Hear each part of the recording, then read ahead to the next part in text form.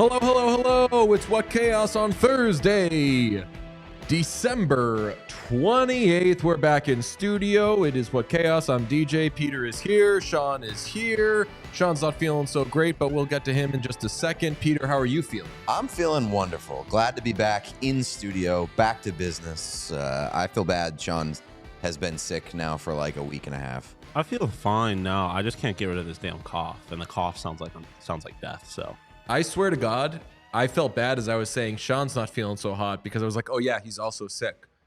When I said Sean's not feeling so great, I meant like, fucks up with your burrs, boy. I don't know what you're talking about. Oh man, Arizona Coyotes fan.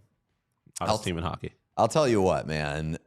Watching the Buffalo Sabres is tough. It is a tough experience. Can I just say this? I feel like everyone forgot that the Sabres like 2 weeks ago came into the Garden and kicked the Bruins' ass, and then the Sabres didn't have Tage last night. So it's like, are we really putting that much stock into it? I don't know. I don't really care. I'm not gonna like overreact to a one game sample, but like it's not a one game sample. Oh no, overreact to a 5 game sample. The season is over. Yeah, and the problems that they continue to experience are not going away, and the most frustrating part of it is that, and we've talked about this several times, like it's an effort issue. Like it's a system wide and an organizational issue where this team, they're just not getting enough out of this team on every given night on a consistent basis.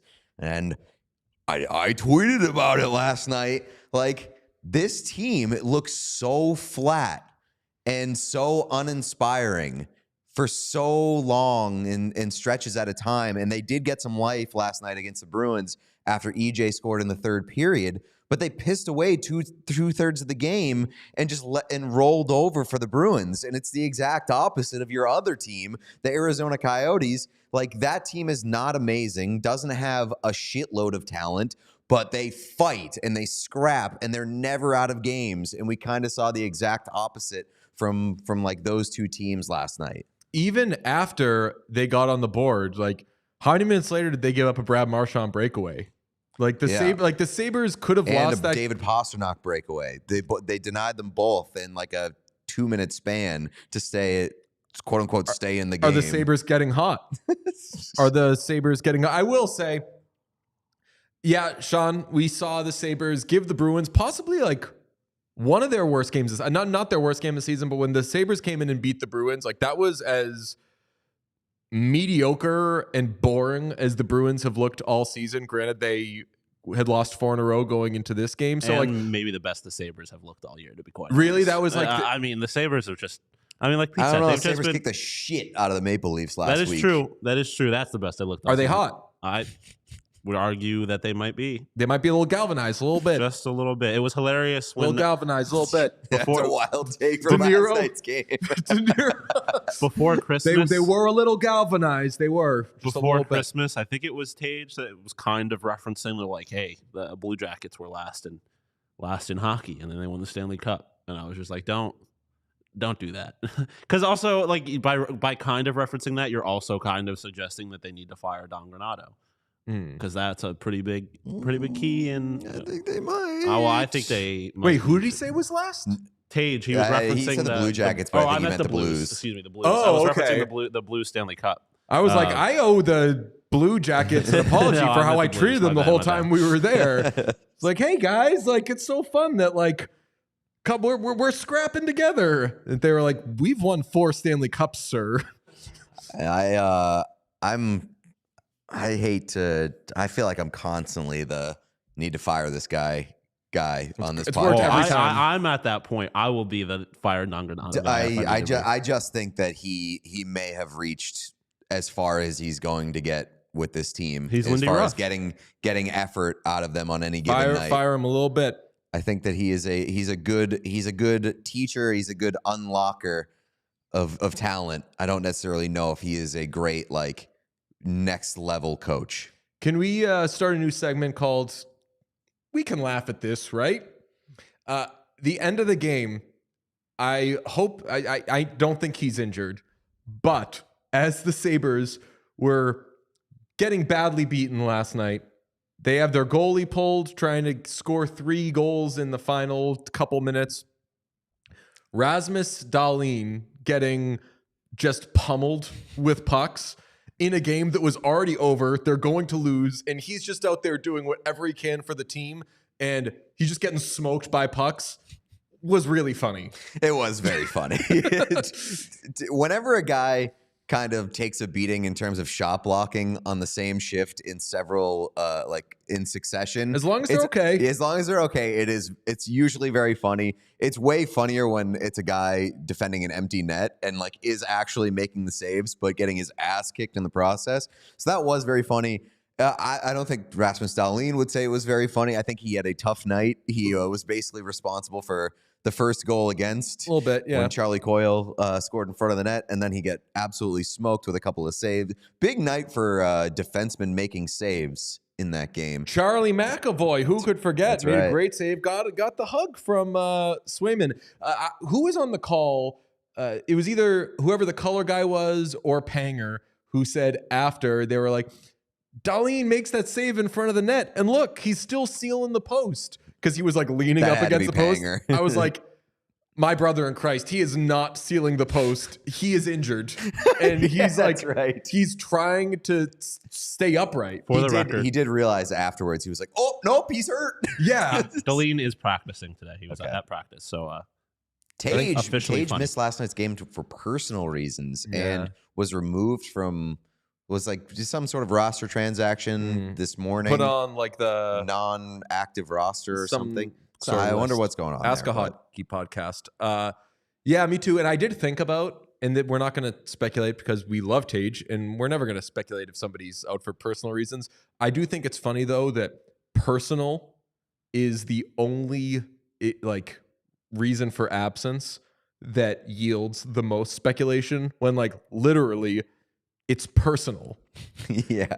Like if you were saying to say, you're just like, hey, I can't make this thing tonight. It's a personal reason. As a human, everyone's like, okay, What does that mean? back and way. No, I would think like, okay, like do what you need to do, back and all the way. No, off. I feel like in anytime- sports, if something's personal, people are like, well, not for me. It isn't. No, I think that's that transcends sports. I think that when somebody's like, Nosiness. I got some I got some personal stuff going on. I feel like everybody's mind just goes to like the worst possible things, and then it's just kind of like they rack their brains in that way. Did want to mention we did have a quick note that the Arizona Coyotes last night, unbelievable. it is what they do. It is what they do. It's crazy. First off, mullet magic is a very real thing. That looked amazing. Yeah. Secondly, some of the best uniforms, sleeper for some of the best jerseys in all of hockey.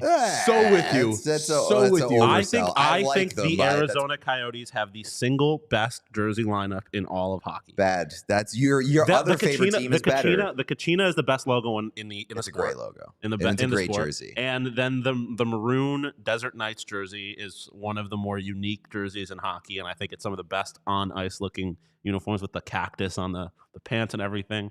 Don't sleep on the Arizona Coyotes. I think that the front could use a little bit That I agree more. with. So I think I think I might have said this before. When those jerseys first came out, they were like, I hated them with every fiber of my being because I hate that word mark. The star over the eye kind of makes it look like a fifth grade girl's journal.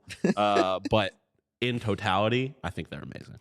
I think that those jerseys just play very well. And there's a difference sometimes between our purposes for jerseys and seeing them on the ice. Like that's why the Sabres are tough to beat jersey-wise. They don't have a uniform that on the ice doesn't look like the best uniform in that game. It rocks, yeah. It also breaks my heart that they played so badly and so flat in the goat head last night. Like whenever the Canucks wear the skate, they have like this badassness to them. Watch out. And they always deliver. The Magic's And dead, it just did not work with the goat head last Speaking night. of jerseys and the skate, we fucked up. We should have done a segment. This is a free Bleacher Report idea to take or something. We should have just gone through all of the fucked up Fanatics jerseys, because on Christmas Day, I was going through Twitter and laughing with my family at some of the funny like there was a Drysailt jersey, there was a Hugh jersey. Imagine there was one that was like supposed to be, I forget what team, but it had just had it didn't have anything, the name or number on the front or the back. It had the numbers on the side. It was the Eagles jersey. The Eagles, right? Eagles and then it just jersey. like also had the one down here. No, I saw the one. I saw like a couple of really messed up Eagles jerseys, and one of them, it had the numbers on the shoulders, and it looked like it was blank on the front and the back. But if you like really zoomed in, it was size like 2 font, and it was like the number 11. I think it was a Devonta Smith jersey or something, and it was like the most minuscule number and nameplate you've ever seen in your life. We haven't done too many skits because we haven't done any skits, but I think like a Fanatics quality control skit could be a lot of fun. Yeah. Also, I've said this before, like there should be an account for people so like Fanatics fucked up my order, tag this account, and then people DM that account a price, because some of them are so funny that I want them. Like I would spend like $30 on some of the more ridiculous ones. But yeah, shout out the Coyotes. Do we have the tweet? Oh yeah, do we have the tweet? Our pal Craig Morgan from Mullet. As our other pal Mike Felger would say, he got blood last night because he put up a tweet that ended up being wrong. Well, it was not wrong. That's my point on this. I want to go through it. So the tweet, if you're listening, Pete, read it for me. Can you see? Yeah. Nathan McKinnon power play goal. Avs up 4-0. Not that it matters so much at this time of the year, but barring a wild comeback, the Coyotes will be out of a playoff spot when the night ends. So 10:28 p.m., December 27th, 2023. Not one shred of the only thing that was wrong with that, or that someone could think was wrong with that, is that it is lightly pessimistic, but not really. It's factually correct. It was all factually correct. And he did coach it with barring an incredible comeback. My only complaint about it is that Craig Morgan has watched far too much Arizona Coyotes hockey to be tweeting, this game is over. But maybe he was like, that was his reverse jinx. That was his way of being a unbiased reporter. While also Craig being is a big like little fanboy, a little bit, being like wink, wink, barring something crazy. You were a fanboy just a little bit. I love that you're just De Niroing it today. It's my new character, Robert De Niro, lightly from memory. Which even was that? That's Goodfellas De Niro when he's like, you did. That's a little bit of Fokker too. Did offend him a little bit. Yeah. Oh, I think it's Meet the Parents De Niro. Guessing lines from Goodfellas, and Meet the Parents De Niro for sure watches Goodfellas. Oh, 100%. That guy, that's his favorite movie. Yeah. Last night's Coyotes Avs game was a perfect encapsulation of both of those teams, because the Avs have been this year at times awesome, like dominant, and they've also puked all over themselves at several points in like the same game this season. They're just wildly inconsistent. They fall apart so quickly. Their team eats itself alive. You have guys calling out their teammates' dads. You've got their second best defenseman, being like, yo, my teammates suck. What do you want from me? And then you have the Coyotes, who, like, not a great team on paper, probably not a great team in actuality, but they do have this, like, they are dogs. This team, they're dogs. They're never out of games. They scratch, they claw. They are, like, very, very annoying. And they will find these comebacks even when they trail by large margins. So, like, I felt like last night's game was a perfect summation of both of these teams' seasons. Scratching and clawing is like a dog whistle for Coyotes fans, because that was like one of their like season mottos before, is like Coyotes scratching and clawing. So whenever you say that, Coyotes fans' ears perk up for sure. Whoa, there you love go. that. You know what would be even more annoying than the Coyotes? If we, and I say we to mean Peter and David, jumped on the Coyotes bandwagon now, and we're like acting like we discovered the Coyotes, so we could constantly you each other when one of them is like, don't look now, but my Coyotes are hot. The other one can always reply with like a video from 2 hours earlier of us being like, Sean, we're not talking about the fucking Coyotes. They're boring and they're stupid and nobody cares about them, and they're not even a real team. They're moving. Listen, I never said that the Coyotes were boring and stupid. That was the Minnesota Wild. That is fair. I said that the Coyotes, Sean was just propping them up as the greatest team in the land. I was doing no such thing. You were a little bit. You know I was Sean not. good. You can go back and watch any episode you want. The only thing I Little ever bit, said you were about that propping them team, up. I said that they were the hottest team in hockey, which was a factual statement. And I was saying that they did deserve a little bit of credit for beating the last 5 Stanley Cup champions. Here it goes. They deserve credit for that. But I at no point was trying to make the case that they were like a good hockey team. You were making the They case. are a good hockey team. I mean, they are a good hockey team. They're not a great hockey team. Little bit, you were making the case. I will make the case that they have the best coach, not the best coach in hockey, the most underrated coach Best video in all of guy? hockey. They do have the best video guy in hockey, but they have the most underrated coach in hockey. Andre Tourney is really good at his job. Wayne They Gretzky's their also- coach, first of all, Mr. Coyotes fan. True. They also play in maybe the best division in hockey. Okay, that's the real crux of this episode. And it's OilShark Day, by the way. God bless us, we haven't even mentioned OilShark Day. That's tonight. But we were just shooting the shit yesterday off the pod, being like, the Central Division is, the way I put it on Twitter was, the Central Division is the Babe Ruth of hockey.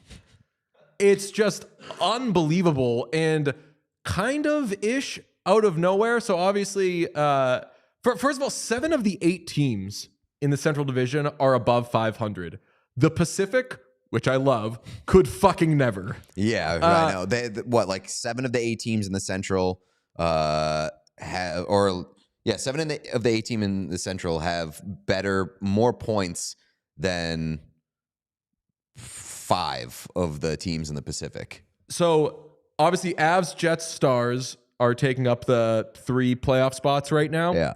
The next 4 teams in the Central are the top 4 teams in the wild card. Yeah. Like the wild card race right now has some light participation from the Pacific. Like you got a little Seattle here. You got a little. It's all teams that you're like, they'll be there. They'll show up to the party at some point. Maybe fucking not. Right. Yeah. There's a capacity at this party. Right. In the meantime, the Central is gumming it up. So 7 of the 8 teams are above 500. Obviously, 5 of the 8 teams, which is the max, are in playoff position right now. And the 8th team, we keep saying 7 of 8, 5 of 8, that lowly 8th team has fucking Connor Bedard on it. I know. And that's... I mean, they suck, but they have Connor Bedard. Dude, I would... do want to say that like last night's Blackhawks game felt like not a turning point for like this season. You can turn multiple times. But like for a team that's as bad as the Blackhawks, you have to take your your small victories when you can get them. And last night's game did feel like that was a real, not a galvanizing, but like a we got one kind of victory for that team. Like they played a good game against the Winnipeg Jets, who have been awesome for the past month or so. They probably didn't deserve to win that game, but they won that game. Bedard had 2 goals, overtime winner. Peter Mrazek played great. Like a rare feel good win for the Blackhawks last night. And we're getting sneaky demonstrative Connor Bedard now. I know. He's calling games now. saying go the fuck home. I saw our guy Chief was tweeting something that we were talking about before this show even started, and we talked about with Bedard when he was on here. Like that kid, I don't know if he has it in him to fear or if he just doesn't have that gene. He doesn't have that gene. I don't know. He just goes to the net. doesn't care if he like that beautiful face is never getting mangled. Yeah. Hopefully. He fucking, whether it's wraparounds, Michigans, going straight to the net, that kid is not scared. And now we've got a few times, a little bit, where he scores a goal and he'll give some looks. He'll give a little, that's fucking right. He'll give what did you expect? Yeah. Who is who was the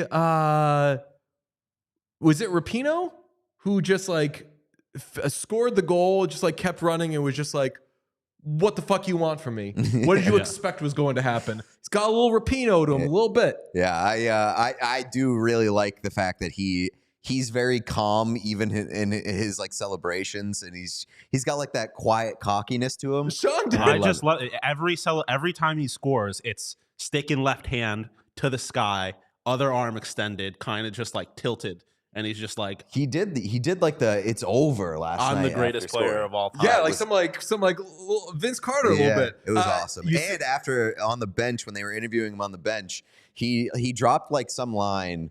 And they were gonna say like he dropped an F-bomb. No, a little bit. No, almost better. Like he said something, and the crowd was like, "Yeah!" And like they started to cheer, and he like was about to make like another point, and he was like, I'll wait." And he like let the crowd like take that moment, and he was like, "Yeah, that's right. I'll wait. I'll wait to come back here." He did say like Chicago feels like home now, so. He's pandering. I feel like he is such a good guy that as he was getting into the league, he was like, I'm going to make sure that I am that guy before I start talking that shit. And now he's starting to realize he's like, I am one of the better players in the NHL, so fuck everybody. 15 goals this season, man. I will give you credit. I think that you were spot on. Like, he is going to be like a top 5. He's going to be in like the top 5 discussion by the end of the season. He is almost a point per game player on this Blackhawks team, which is insanely impressive, especially for an 18-year-old, an undersized 18-year-old, not playing with many great players, like worse than we expected. Like this guy, for real. The only thing that sucks about him is that like the Calder race, if he was not playing right now, would be fucking electric. Like you have 10 guys within 5 points of each other. But at this point, it's like, people are trying to force Brock Faber right now. Yeah. In order for there to be there's no discussion. Like I've seen a lot of people be like, what about Brock Faber for the Calder? And it's like, I get that he's playing a ton of minutes and he's got like a massive responsibility for that Minnesota Wild team. And he's playing extremely well. And I'm impressed as anybody by Brock Faber. He's not in the discussion. It's a one-man discussion. Did you see a friend of the podcast, Emily Kaplan, tweeted early in the season, people in the league were quietly complaining about the media attention Connor Bedard was getting. And a lot of people reacted. They were like, oh, well, how pissy. Well, let me tell you something. Emily Kaplan covers the NHL, deals with all of these teams, talks to all of these people. You only need the slightest connection to any NHL people for them to complain about shit to you off the record. So while I do feel bad that people are acting like it's an isolated, like if you were to say to Emily, like, do they complain about other stuff sometimes? Like, yeah, of course. Like I remember when TJ Oshie scored all those shootout goals in the Olympics, when the teams came back, all the like dressing rooms, the conversation in all of them were just like, every time media would walk in, but let me guess, you're going to ask me about TJ Oshie. I couldn't believe it when the guy who scores goals scored goals. Wow, what a fun thing. So I'm sure that people were like, let me guess, did I see the Connor Bedard goal last night? But like, I don't know, man. We were just supposed to talk about the Central Division, all these good teams. We went straight to Bedard. The proof's in the pudding. That kid is so fucking captivating. Yeah. You can't take your eyes off him. Every time he scores a goal, we're texting each other about it because they're all highlight goals too. As you said, on a bad team, he has to do like there's so much McDavid to what he has to do and granted, McDavid has like all Galaxy line mates at times, but there are moments when McDavid's like, fuck it, we need a goal. I'm scoring a goal. Connor Bedard's like that. And I think that he's probably second to McDavid right now in terms of players that have that to their game. No, Austin Matthews. Matthews, yeah. I think it's very exciting right now that Matthews. I've said this before, but like I think that Matthews is the best American player to ever play. Like not the most accomplished. Obviously, Insulting Frank Vetrano a little bit. No, there's like a lot of guys who have accomplished more than Austin Matthews. I know that, but in terms of like pure talent and being able to take over games, being a pure goal scorer, like Austin Matthews is like one of the best to ever do it. And we are seeing right now two very incredible generational goal scorers kind of just taking over with Matthews, and I think we're getting there with Connor Bedard. And it does feel like every time Bedard gets on the board, it's just like you get inched a little bit closer towards like we're lucky to be able to watch this guy. So Avs, Jets, Stars, Coyotes, Preds, Blues, Wild are the top 7 teams in the Central, and as we said, Coyotes, Preds, Blues, Wild currently gumming up the wild card picture. Do any of these 7 teams go away? Yeah, I think Blues the Blues probably go away. Yep. The Preds, I think, aren't very good, and we may see them kind of fall off. I love the Preds. I'm curious about the Wild, though. Like, the Wild have looked good since firing Dean Evison. They've won 4 in a row. Like, their numbers have been good, too. They've been more fun to watch, apparently. I've been told since I got criticized for saying that they're boring. Yeah, like I don't think that any of those teams are particularly great, but like I could see the Wild hanging around, not so much the Preds or the Blues. All right, well, we've got celebrating to do. Wait, is that a Arizona Coyotes are making the playoffs? I said before the season, I said one of my favorite bets this year was to bet on the Arizona Coyotes making the playoffs plus 500. Well, yeah, he did say that before you knew who either of us were. I Sean? thought they were good. I thought that too before the season, but then I have also shocked. I didn't necessarily think that they were going to do it, but I was like, they have an NHL team. Yeah. They play, and I think we're kind of burying the lead here with the Central Division discussion. Is I thought the Central Division was going to be the worst division in hockey by far. Like in terms of there's like Colorado, there's Dallas. Then who the fuck else? I thought that like the Wild might be there as like the 3rd best team in that division, but that like the beyond the top 2 teams there, I thought that division was going to be awful. And really only one team in that division has been awful, and it's been the Blackhawks. So yeah, the Central Division went from what I expected to be the worst to like maybe the most captivating. You know who's the worst division in hockey? The Pacific Division. Pacific Division yeah. is like high-key ass. It's high-key ass. But what's it's great a very about, good way of putting what's it. great about that, though, is like Oilers, we'll talk about them in a second, like they're 6th in the Pacific. They're 500. Ducks aren't going anywhere. Sharks were on like path to the picture watch. They're kind of out of that now, but Atlantic kind of stinks too, man. Canadians, Sabres seem dead in the water. Senators seem dead in the water. But mazel tov to the Central Division because they're great. As I said, though, we got some big celebrating to do because if you see the jerseys behind me, I never know which ones to put where. My stupid head blocks them. We got an OilShark Bowl tonight, and the last one was when the Oilers were really struggling to get themselves going. The Sharks were coming off their first win of the season. And who did the Sharks beat? Did the Sharks beat the Coyotes in their first game of the season? I feel like they did. Shoot. And then they went into the No, I feel like I would have Bowl. given it way harder to Sean if the Coyotes had chunked it. Who did they beat? Shit. Oh, it was the Flyers. Okay, yeah. Watch that game. Those assholes. Anyway, we have the second OilShark Bowl, which was coined by Pete last time. The Oilers are 500, 15-15-1. They won 8 in a row, famously. Then they lost 3 straight. Now they're on a 2-game win streak. They're 5 points out of a playoff spot. The 5 teams ahead of them for the second wild card spot have all played more games. 4 of them, everyone but the Wild, have played at least 2 more games. So for being 500, I definitely consider the Oilers in the picture. The Sharks had gone on a tear after U.S. Thanksgiving. They were 5-2-0, but they are 1-6-1 since they had a 1-0 lead on the Kings last night. I went to bed, woke up to see that they lost 5-1. There's 6 straight loss. The Sharks should want to win this game because their next 5 are Colorado, Detroit, Winnipeg, Toronto, and Toronto. So that's a tough run. so you get to this OilShark Bowl with the Oilers coming out of what looked like it could be another nosedive. They're starting to get their footing again. It's just been yo-yo dieting for them all season, and the Sharks back in a nosedive. How do you feel about this one? It is in San Jose. It is in the Bay. Yeah, it's the American OilShark Bowl. Yes, that's right. Wait, it's in San Jose? I thought the first one was in San Jose. The first one was in San Jose.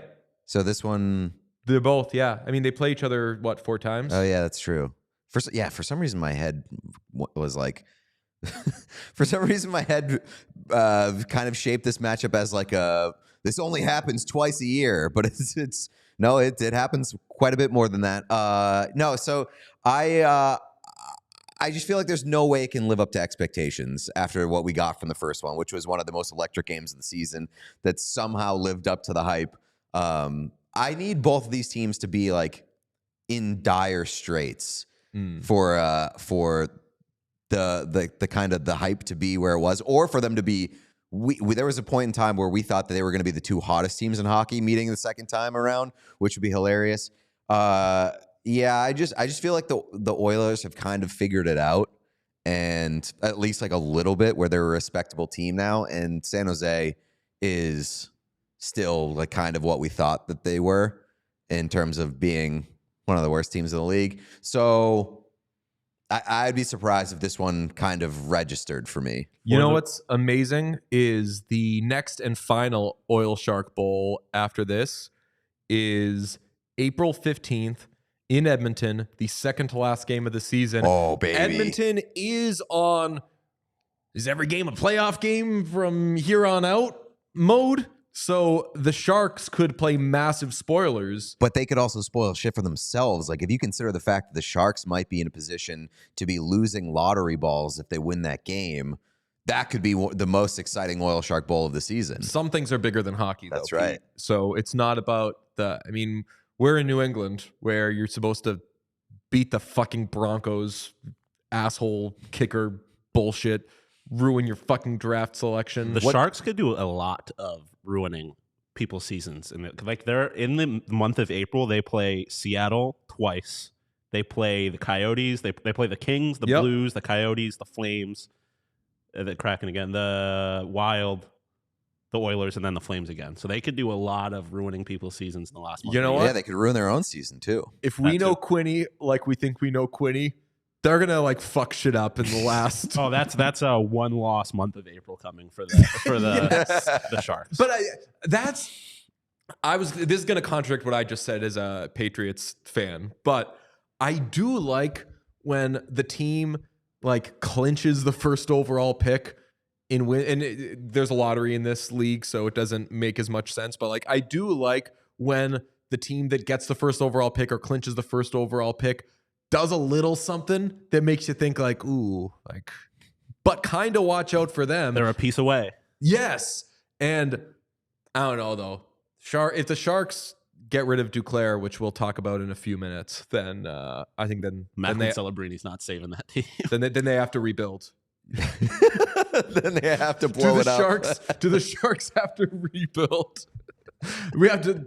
That's what we should start doing with like clearly rebuilding teams. Be like, look, they got to blow it up. Should they blow it up? Should they just play the young guys? It's like, that's what they're fucking doing, man. You know what I should do is tell you about Factor.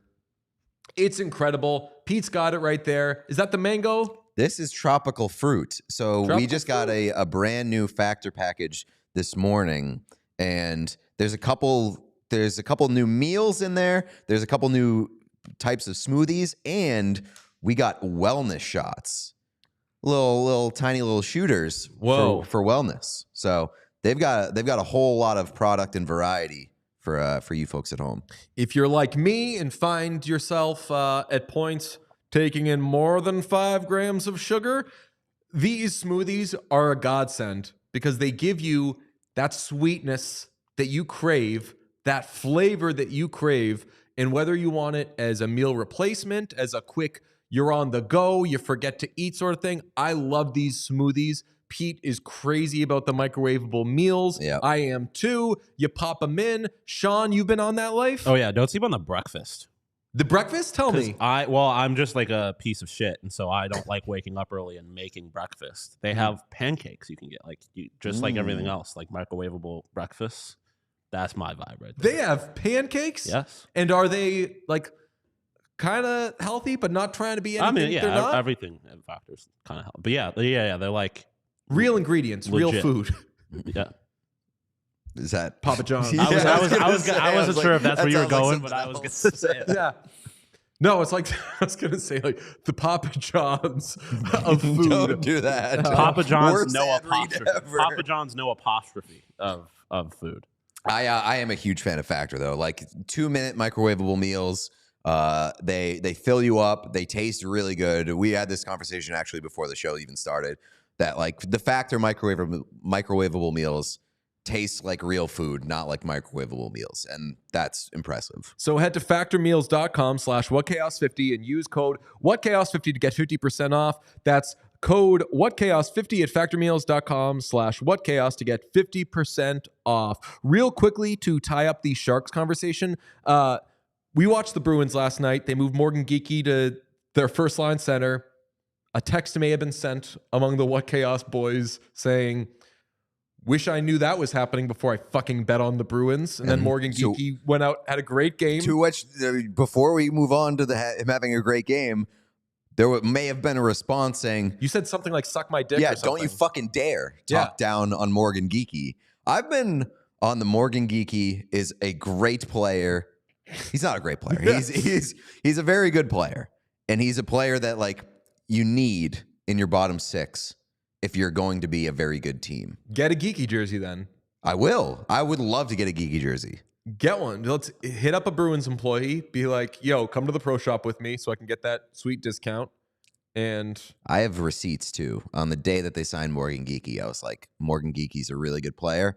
And there were Bruins fans that were like his career high is 21 points in a season. And I was like, he's not a guy who puts points on the board.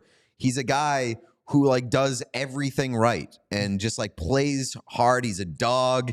Now he is putting up points. I think I have a bet with John Buchagras this year that Morgan Geekie over 34.5 points.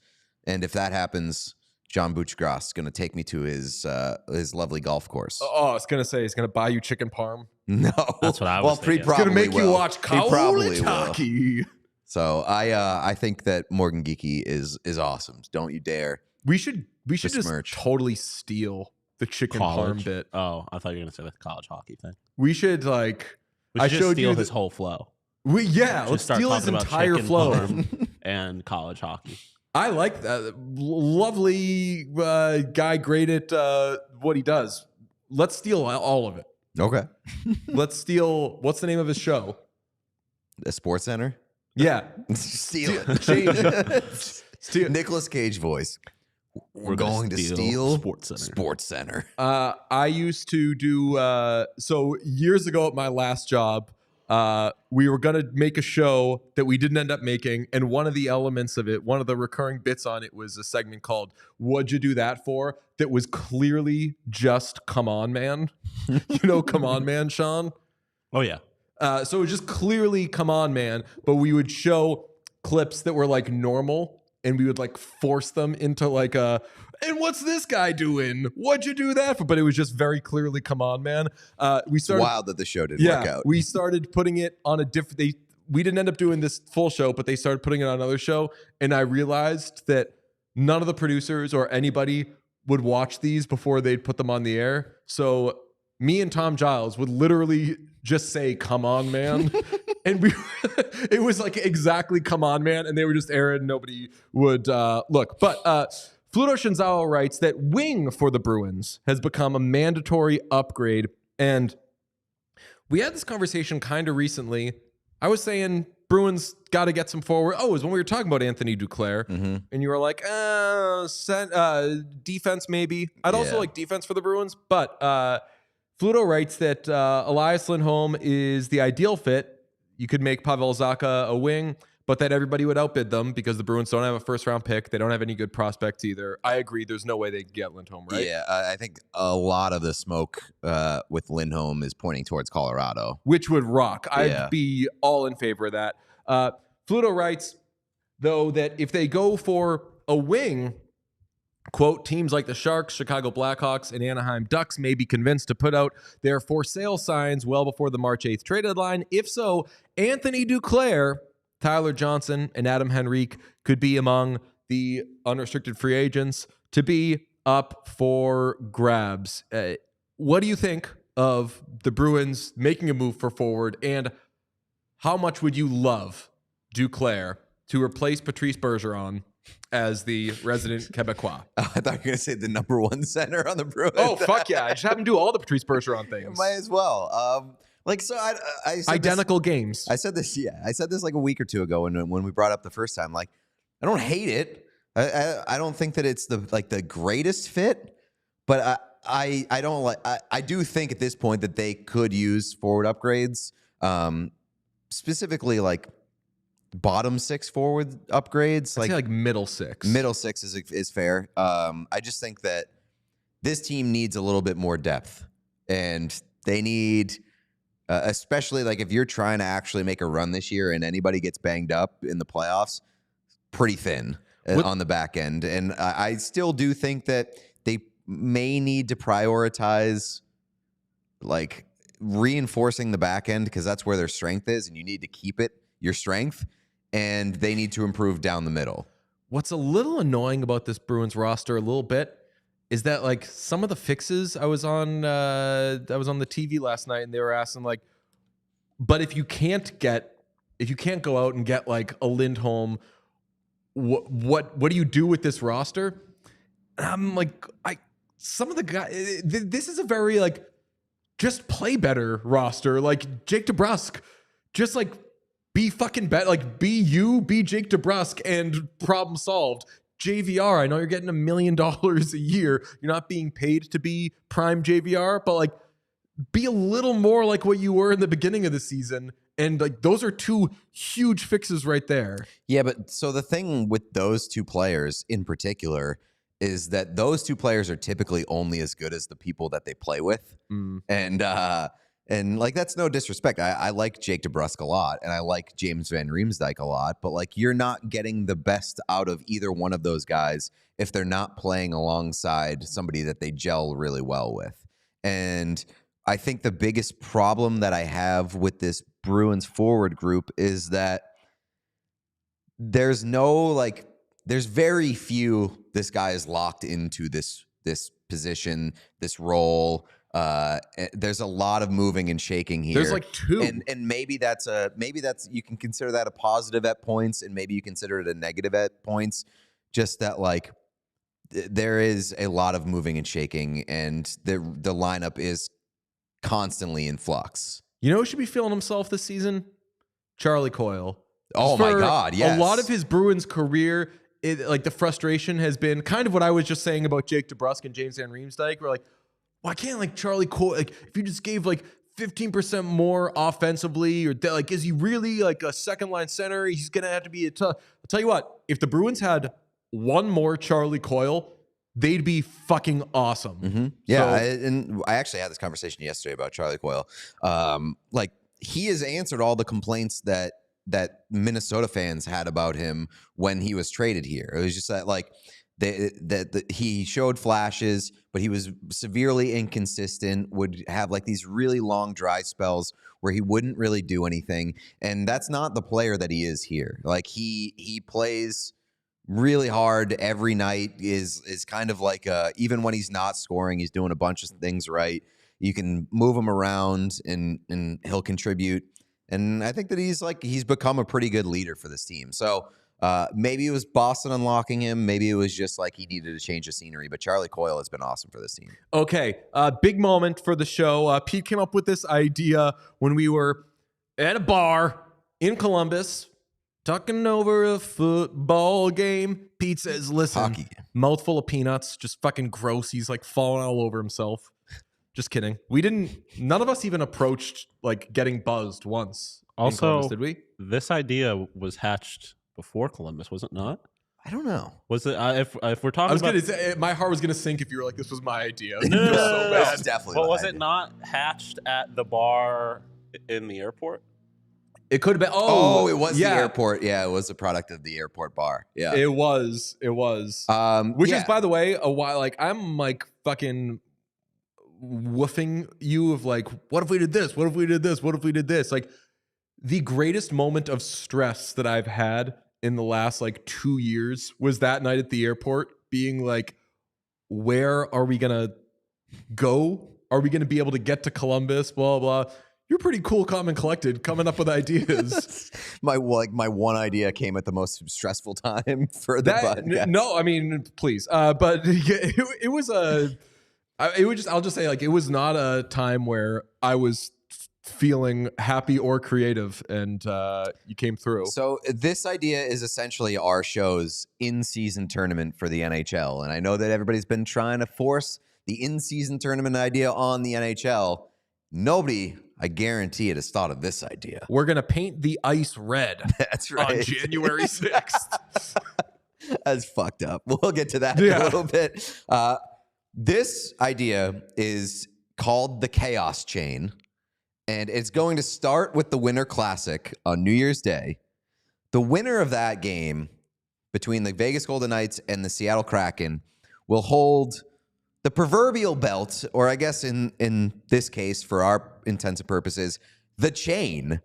They will hold the chain until they are then beaten. And whoever beats the chain holder assumes the throne, holds the chain, and this will go on every single day this season until the end of the regular season. And whoever holds the chain at the end of the regular season is crowned the Chaos Chain winner. Wow. I mean, I needed it explained because I was in a very stressed state. I needed it explained a couple of times, but I'm so in on it because it's going to come down to, like, once we're in like the final weeks of the season, it's going to be amazing. And we're going to be looking at like final weeks of the schedule and being like, fuck, is there any way that team can beat that team? Because then they play this team that I want to meet. And we're all going to pick teams that we want to win it. I don't know, do friendly wagers with each other, whatever. For our purposes, the three of us are going to have our teams assigned to us via a randomizer in a couple minutes. That's going to be amazing. Yeah, I think the most beautiful thing about it is that it really does play into the chaos factor in the sense that it is completely randomized. There's no way that you could predict who will end up with this chain at the end of the season just based off of like, it's going to be passed around in quote unquote meaningless regular season games that we now find a lot of meaning in. And so like that part excites me.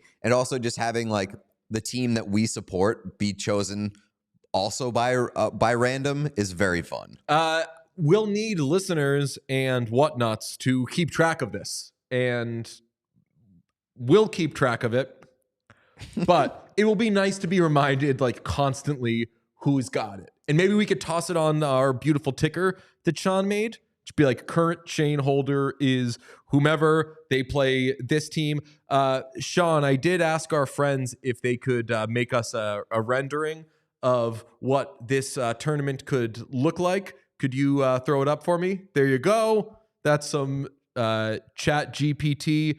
That's fuck? a chain of I said make a chain with a mess of hockey stuff.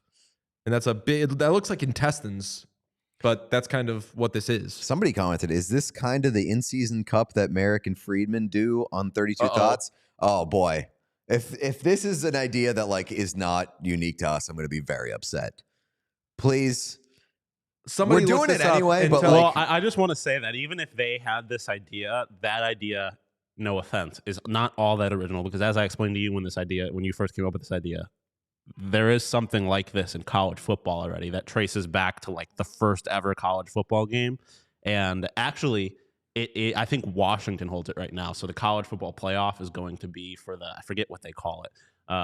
But this is different because It's hockey. Could this I'll be fall? I was so going to say, upset. could this fall under basic discovery of like we both independently thought of it, or will people be like, this is an established enough thing? I don't know. I mean, Now I'm nervous. I don't like but that he's told it to 3 people: you, me, and the audience, and two of the 3 people have said not that this unique. is already a thing. I mean, we know deep in our hearts that this idea was come up with naturally. So Yeah. Okay, I'm looking at the chat. Somebody said, "Is this kind of what they do?" American Freeman on 32 Thoughts, and Jesse Larkin responded, "That's the in-season cup. This is the Chaos Chain. Totally different thing entirely. I may not know about the in-season tournament thing, but I know enough about the internet that when somebody responds something like that, this is exactly what the fuck that is.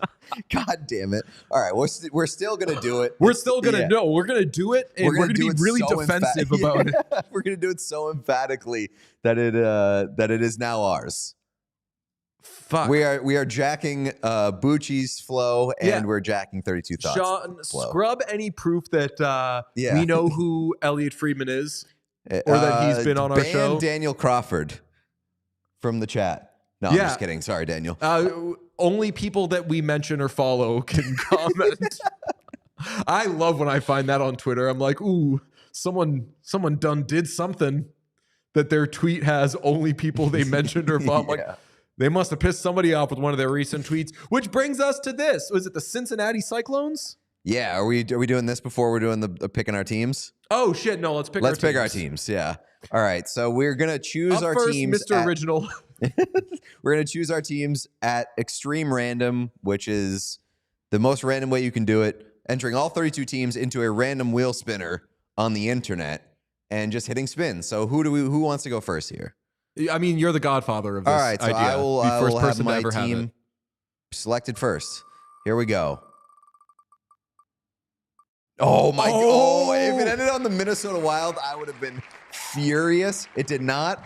It landed on the Montreal Canadiens, which absolutely, sir, I will take the Montreal Canadiens. Gives me a reason to watch Canadiens games, which short on those this year. Wait, why does it say? Wait, did it land on the Wild? it did. I removed it, so it didn't land on it again. Oh, Okay, okay. Can we get a great. shot of Pete in his signing day mode?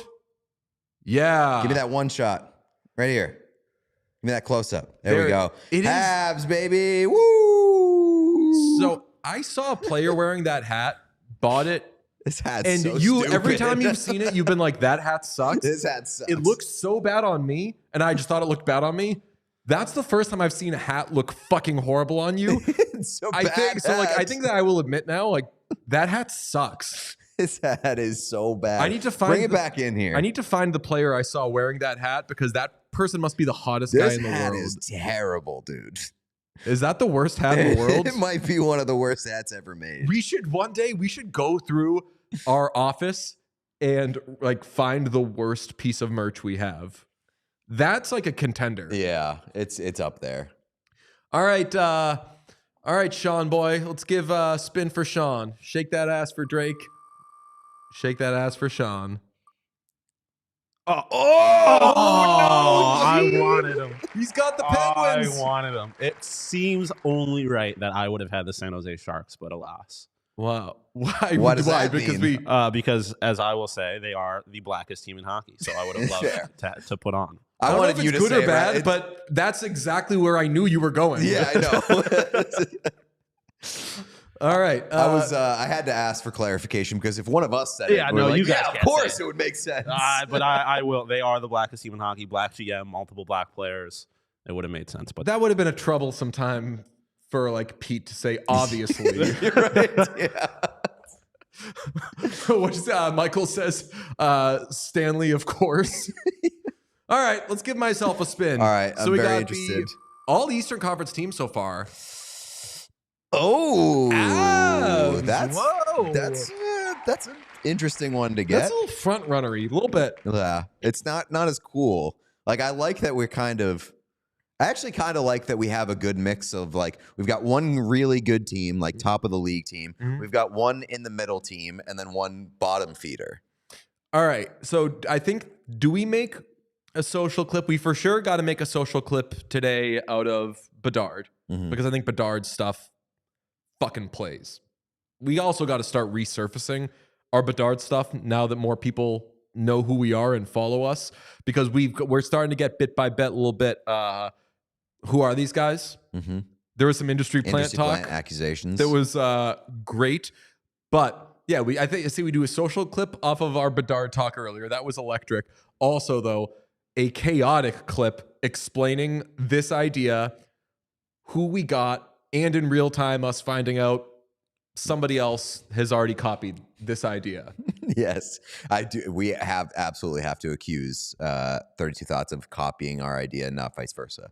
All right. Do we want to do? God, I liked spinning that wheel. But I know. I want to get more teams involved somehow, but I do. I'm happy with ending up with the Canadians. Although I don't know what we're still figuring out, like what the prizes and like the kind of the wagers are going to be as this goes along.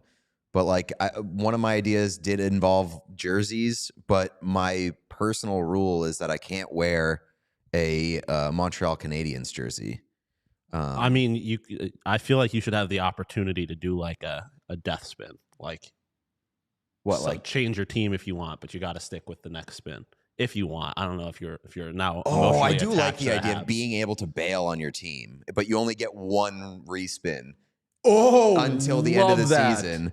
Like, oh, you could pull it out at any time. Yeah, like you can use one respin, but there has to be like a quote unquote trade deadline for it, because you can't have I guess we could have the three of us respin like right before the last day of the season if we know that like our team isn't going to be playing for it. You know? Oh, like, no, shit. I think that maybe once your team. No, there's no way to know that like your team is out of it until. So interesting for the Montreal Canadiens. They play the Detroit Red Wings back to back as their last two games of the season. Wow, that would be so cool. We're really watching the Detroit Red Wings for Pete as of right now. Oh, hell yeah. Let me see what the Avalanche end of the. Oh my God! Of course, Avalanche end with the Oilers. Oh no. I would be amazing if it comes down to either me winning or the Oilers winning something. Yeah. That doesn't mean anything. I'm very into this idea. I'm very going to be invested.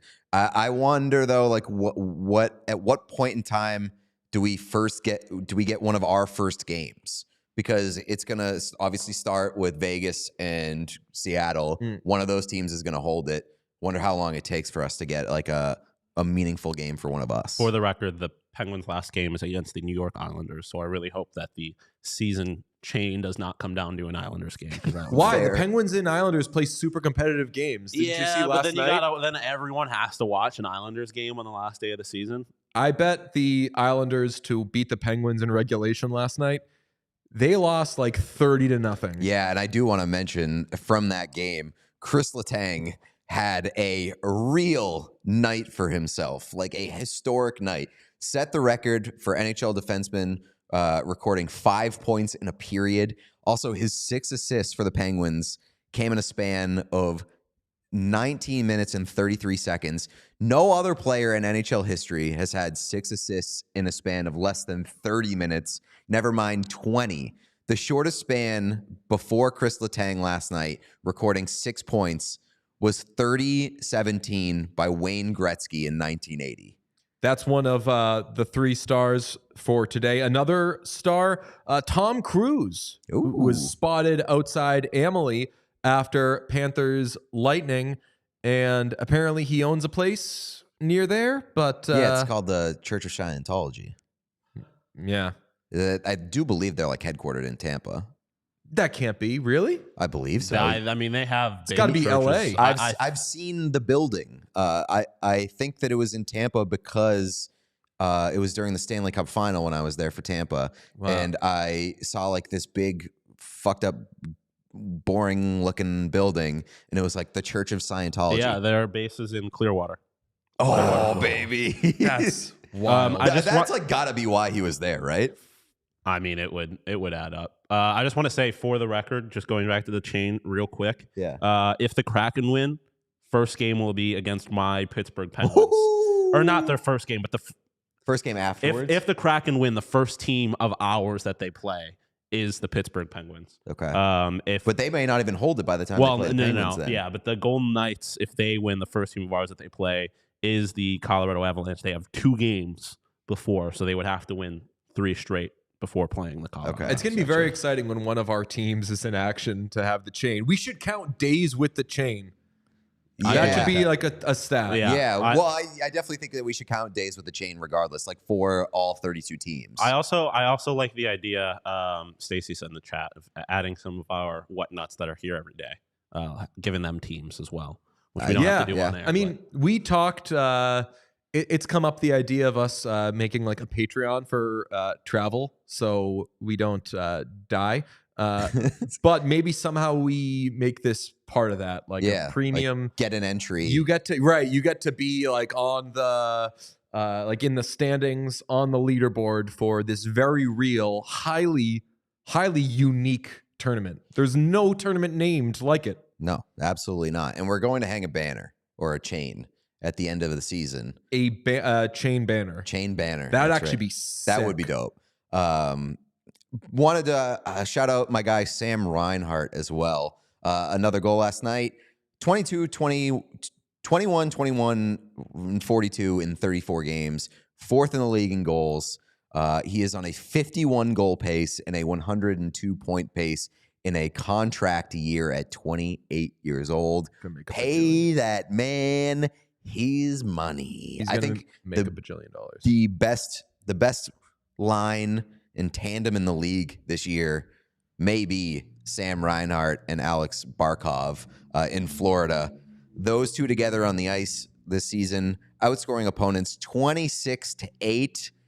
And it's very funny because Reinhart without Barkov is being outscored 0-4.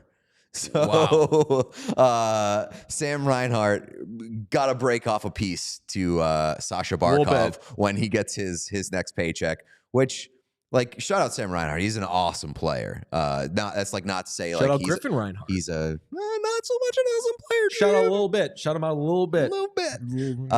Yeah, Sam Reinhart rocks. He's gonna get paid. He's gonna make a shitload of money. Thanks in large part to Sasha Barkov, but they're very fun to watch in Florida this year. All right, we were just in Ohio for an NHL team, but it's another hockey team that's making news because the Cincinnati Cyclones chunked it big time on social media. They sent out a tweet Tuesday about their red throwback jerseys with the caption, "We don't care, we paint the town red," in parentheses, on January 6th. Now, that's the end of that sentence. Just the parentheses make it so much worse.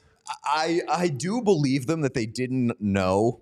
What? I don't. You don't believe them? The slightest. No, I think that I believe them, but they could not have crafted a tweet that seems like they know more than that one. I mean, my thing is like, did they really chunk it?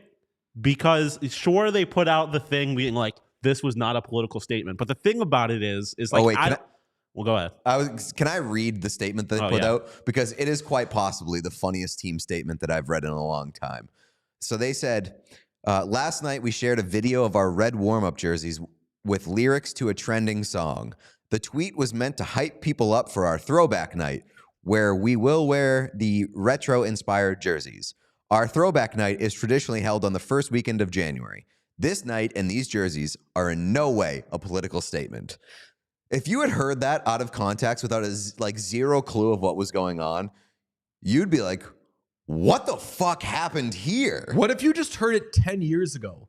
You're like, true. Who the fuck cares if it's a political statement? Shut up, dorks. Go play hockey. Also, feel real bad for Eric in the chat. January 6th as a birthday is a tough one. Now. Oh, that's a tough. Real tough one. It's a little dangerous. Where were you on January 6th, Eric? Chuck E. Cheese. No, who else was? Going nuts.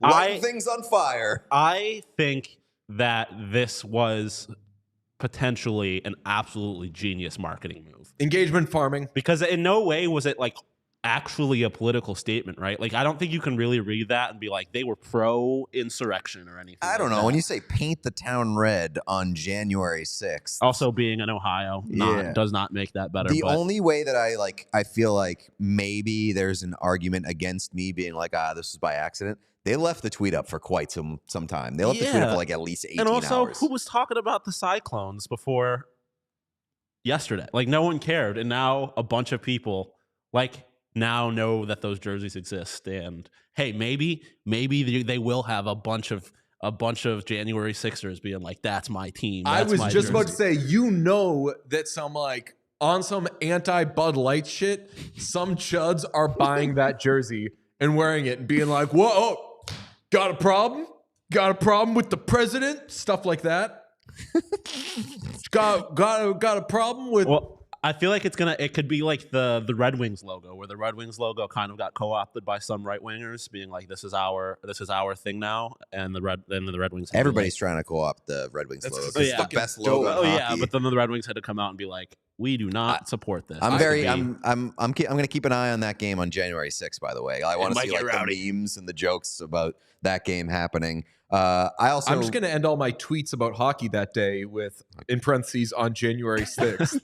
They're going to end up having someone with a tough goal where they crash the net, and they're going to be like, early on, and they're going to be like, the Cyclones stormed to a lead. That's January 6th hockey, baby. Yeah. Oh God. We sent a text in the group chat yesterday that somebody complained about yesterday's show being too political, which is very funny. Just we're just getting started, baby. We were just making jokes about mocking the blaming everything on the libs. Yeah, politicizing everything. Yeah. Want to get political? The U.S. juniors team is currently wiping Switzerland off the face of the earth. 10-3. 10-3. Boys are buzzing.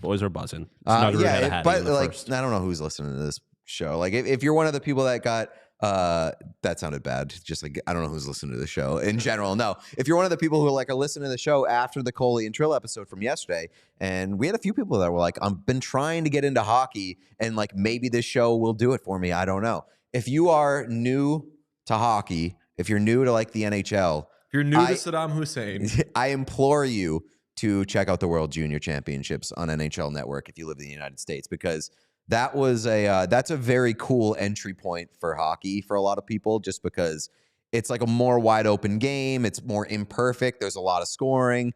There's a bit of craziness, and just there's a lot of pride on the line for these old kids playing in the World Junior Championships. So if you have a chance to check out the WJC, highly recommend it. I did look up, by the way, because I've heard this expression forever. Do you know what paint the town red means? I'm assuming that cover it with the blood of your enemies. That's what I thought. Yeah. It just means act a fool. Really? And it is meant for it's basically it means to carouse. And I was not what I thought that meant. Yeah, I assumed it was a violent thing, but it was to be out of control often in a drunken way. And I mean, those motherfuckers on January 6th were pretty out of control, possibly drunk. There's a Nick Mullen bit about everybody there drove drunk to it. I just assumed the paint the town red had something to do with blood. Yeah, I thought there was some blood stuff, and then obviously red. They have since clarified there was no political thing in there. True. There's the red political imagery. Sean, what you got? Oh, I just wanted to say this might be my favorite team in hockey. They have two mascots. One of them is a pig in a helmet. Is it what? Is a pig. It's a pig in a helmet? Big pig in a hockey helmet. The other one is a cyclone. And by a cyclone, I mean it is a human body with a head that is supposed to be a tornado, and honestly just looks like a flathead screw. So I kind of love everything that the Cincinnati Cyclones so I saw that one. That's the screw one. Sucks, brother. It's awful. It's so bad. And I kind of love it. It is honestly somehow a worse Hurricanes logo. Dude, I might need to get to Cincinnati. Not only is it throwback night, it is also teddy bear toss night. And it is $2 hot dog, soda, and beer night. I did see that they had dollar beer night like this week or something, and the admin. Yeah, right. That would explain a lot. And there was a lot of beers up on the glass in that game, and there was like it was like Miller High Life. I was very into it. Not Bud Light. You're right, exactly. That's going to be an electric environment. I know a person that works for the Cincinnati Cyclones. Really? Yeah. So I was going to say, like, we should get out turn there? this rip job into like SpawnCon. Yes. Like we should be in bed with the Cincinnati Cyclones. Cincinnati, probably like a 14-hour drive from here, if I had to guess. Why would we drive? I mean, kind of last second. I don't know how I can't imagine that planes to Cincinnati cost that much money. or exist is more mine. I don't know. How many flights are gonna. Flying to Columbus was Super easy. more super easy. Came up with some great ideas. More right, Unique productive. ideas. Some like unique one of one ideas. Man, I'm so excited. I'll just say it because it's been on my mind for the last 2 days. I've been trying to unplug my brain for a little bit, and I fucking can't because I learned 2 days ago that I misplaced a memory card that has the elements of the Columbus Pro Shop Wars on it, and I don't know where it is, and my life is ruined if like a big part of that Columbus trip, if anything that we were planning on making doesn't get made, my brain would break. But the fact that it is entirely my fault upsets me a lot. Well, I do want to say it because I'm going to say it, but of the 2 content trips that we've done, not counting New York, which we didn't get like players or whatever, Yeah.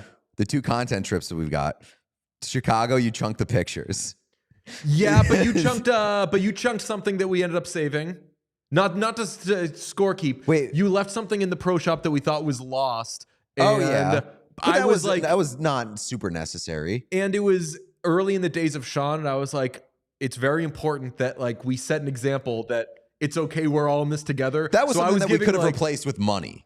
Like, True, you know, true. like we lost content. Nah, the pictures thing is light content. It's like I was gonna say you guys showed up to Chicago without a tripod plate also, so we had to That's improvise true. there too. That is true. So I've taken on the role as like, guys, it's okay if like life happens. We all mess up sometimes. And since It's doing always that, you. I have messed up the 2 biggest times. I will take ownership. I did chunk a part of the New York trip, a very big part of the trip. Did you? Well, Or- like my existence. You got a chunked it. picture of the guy who chunked the New York. No pictures exist. Yeah, the New York story is very funny. So I don't blame you for either one of the, and I still am holding out hope that we will find the SD drive. For And the I Columbus trip. truly do believe that though. Like if We're gonna any of find us like fucks up a thing or loses a thing, like I am creatively and like collaboratively of the mind that like you didn't fucking do it on purpose. And Right. it's not like I hope it's not like a characteristic of mine that I fucking lose SD cards. I think mentally you just need to be like, we lost it, we're never finding it. And then you're fine. And then you're you'll gonna find find it. it. Yeah. brother, I've been staying up nights watching The Sopranos, like just knowing, like thinking about where is this. My apartment is the cleanest it's ever been because I have turned it upside down 300 times. I was in here for like kind of a while yesterday. Looking under the rug. I looked under this rug. I thought maybe it's under the rug. That's pure insanity to think that like somehow the SD card would crawl under the rug. That's a good question. Comment. The Daniel Crawford, who's on a roll today, said, "So DJ is the chaos in what chaos, and Pete is the what." I am the what? Because I would- I'm like, what's the Does that make me Declaration the of exclamation Independence? point? Fair. You're the exclamation point. I don't want though either of us to be. We had this conversation we were making the show. Like none of us is the straight man. Make whatever stupid jokes as you want, but like neither of us can be the straight man. Neither of us can be like the blank one. If someone wants to volunteer and be the smart one, that's cool. But like we are. I mean, like if you follow Pete's Twitter, like Pete is the chaos. if you follow my life, maybe I'm the chaos. But like, we've sprayed a little chaos on Sean. Yeah, none of us can be the blank one. I think it's fluid. I think we are at different times the chaos, the what, and the exclamation. Yeah, I think that we trade roles. We are what chaos. Yeah. If some of us, so like, what does being the what mean? It means like the way that I interpreted it Pete as was like the what. yesterday I was the what, The one that's the stupid What's the one. Declaration Like of what Independence? does any of this mean? Tim Heidecker voice. He's like, what? Yeah, basically. I do like the idea of assigning like those roles after each show, or like occasionally. Looks like Sean's the what today. This week's what is Pete? Yeah, I don't hate that. Also, Jesse Larkin said, "Who says Pro Shop Wars has to be NHL?" Nobody has said Cincinnati that. Cyclones. We've had plans that we are going to expand beyond just NHL team shops. Oh yeah. So we have some stuff coming up later in the month, early next month. But like, fuck, I really want to find this Blue Jackets one because It was a good one. And like I was surprised by how much stuff I liked in the Blue Jackets Pro Shop.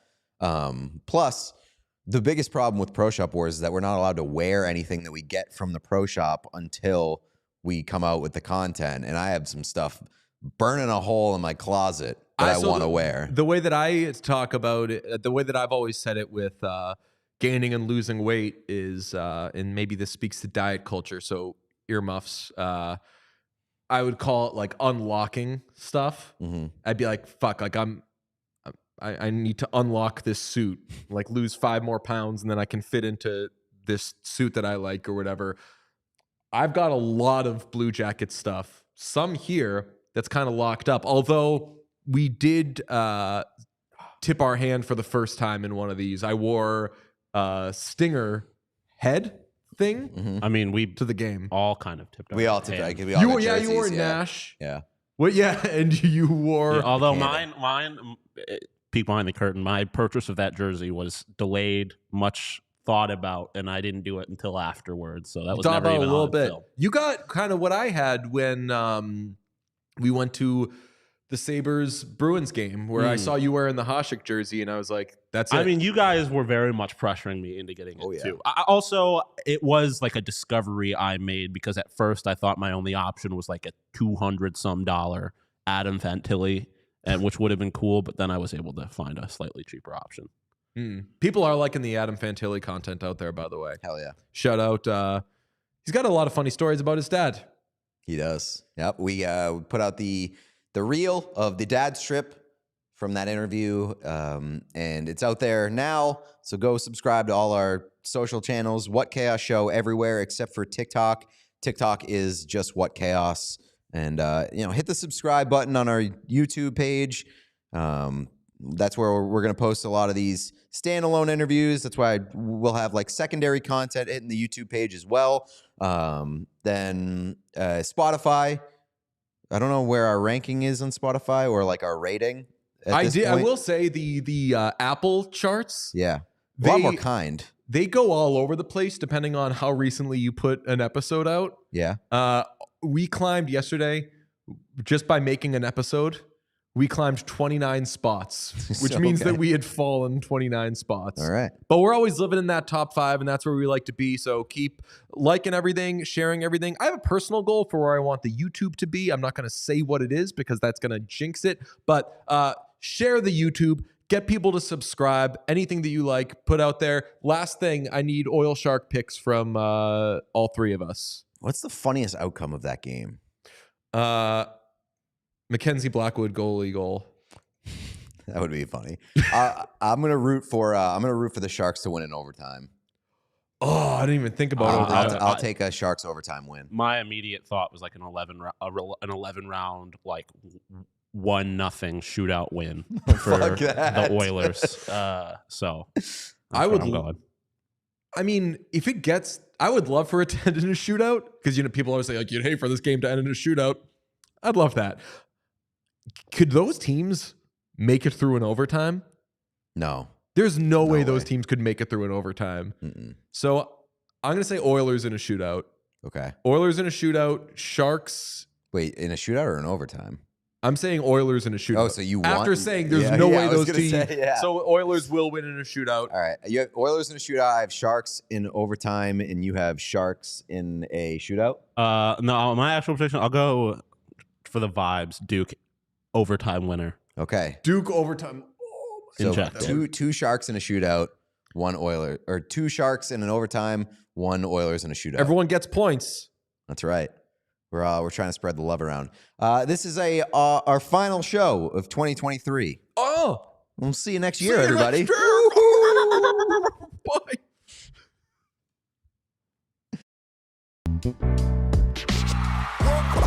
We all silly like the mayor.